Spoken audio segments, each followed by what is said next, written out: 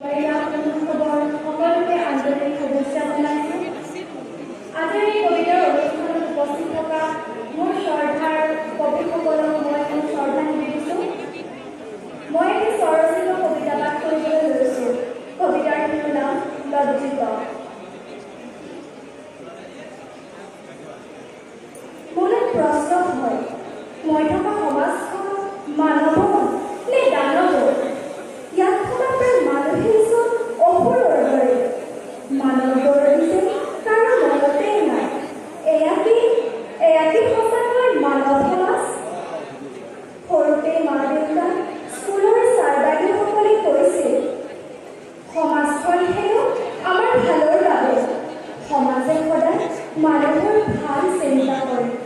তেন্তে কথা সেই সমাজখনৰ সন্মুখতে দেখোন ঘটি আছে এটাৰ পিছত এটা ঘৃণা উপজা কাণ্ড। আজিৰ সমাজখন তাহানিৰ দৰে নাই।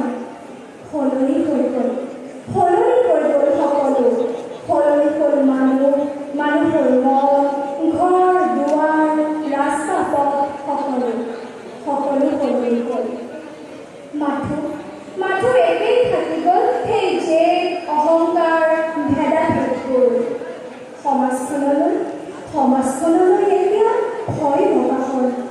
এন্ধাৰৰ সুযোগ লৈ কিজানিবা কোনোবাই ৰমণী দাঁতিৰ ছোৱালীজনী গোটেই ৰাইজখনৰ সন্মুখতে উলংঘ কৰিলে সেই পাখণ্ড কেইটাই। অথচ কোনেও একো নকলে। কোনেও এবাৰো বাধা নিদিলে। সেই পাচলি বিক্ৰী কৰা মানুহজন অজাতি বুলিলে সমাজখনে মৰিয়াই হত্যা কৰিলে। অথচ কোনেও একো মাত নামাতিলে।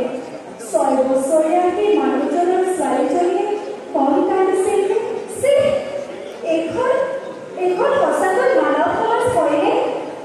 যদি হয়, আচৰণবোৰ দানৱৰ দৰে কিয়? নিজৰ সমাজখনতে নিজেই লজ্জিত হৈছোঁ আজি। আমাৰ সমাজখনতে আমি সুৰক্ষিত নহয়।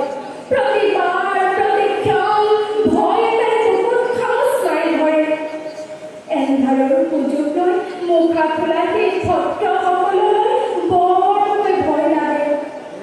প্ৰতিবাদ কৰি যদি সিহঁতৰ হাতত মোৰ মৃত্যু হয়, ৰাইজে নখ জোকাৰিলেহে লৈ গ'ল। কিন্তু আজি নখ জোকাৰিবলৈ সমাজখনত কোনো নাই। সত্যৰ পক্ষত থিয় হ'বলৈ কোনো নাই। লজ্জিত সমাজখনৰ প্ৰতি আজি সঁচাকৈ লজ্জিত। নাজানো এই সমাজ মানৱ নে দানৱ। ধন্যবাদ।